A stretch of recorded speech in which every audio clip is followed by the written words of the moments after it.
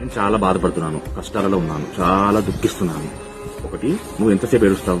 5 నిమిషాలు, 10 నిమిషాలు. ఆ తర్వాత నీ కన్నీళ్ళు ఆగిపోతాయా? అలాగే నీ కష్టం ఎల్లప్పుడూ ఉండదు.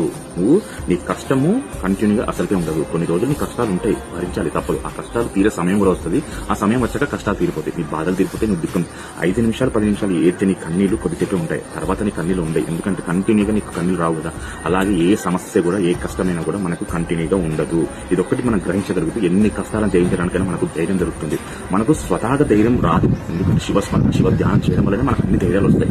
మనం దేవుని స్మరించడం వల్లనే మనకు తెలియని ధైర్యం, తెలియని శక్తి మన బాడీలో తెలియకుండానే ఆ పరమేశ్వరుడు ఇచ్చేస్తారు. ఎందుకంటే దైవారాధన అంత చాలా గొప్పది. మనం శివుని స్మరిస్తున్నాం, శివుని పూజిస్తున్నాం, శివునికి అభిషేకం చేస్తున్నాం, ఆయననే నమ్ముకొని బ్రతుకుతున్నాం అన్నప్పుడు ఆయన యొక్క బలం, ధైర్యం, శక్తి మనకు ఉండయా? ఖచ్చితంగా ఉంటాయి. ఇందులో ఎలాంటి సందేహం లేదు. ఎందుకంటే శివారాధన చాలా గొప్పది, చాలా పవిత్రమైనది. అలాంటి శివారాధన మనం చేస్తున్నప్పుడు మనకి ఏ కష్టాలైనా కూడా మనకు రోజులు తరి ఉండయి. ఎప్పటికైనా తీరే కష్టాలు అవి భగవంతుడు ఖచ్చితంగా తీరుస్తాడు. నువ్వు నమ్మకంతో శివారాధన, నమ్మకంతో శివస్మరణ, నమ్మకంతో శివాభిషేకం చేయడం మాత్రమే ప్రయత్నించి చేస్తూ ఉండగా ఖచ్చితమైన ఫలితాలు నీకు దక్కుతాయి. హర హర మహాదేవ శంభో శంకర.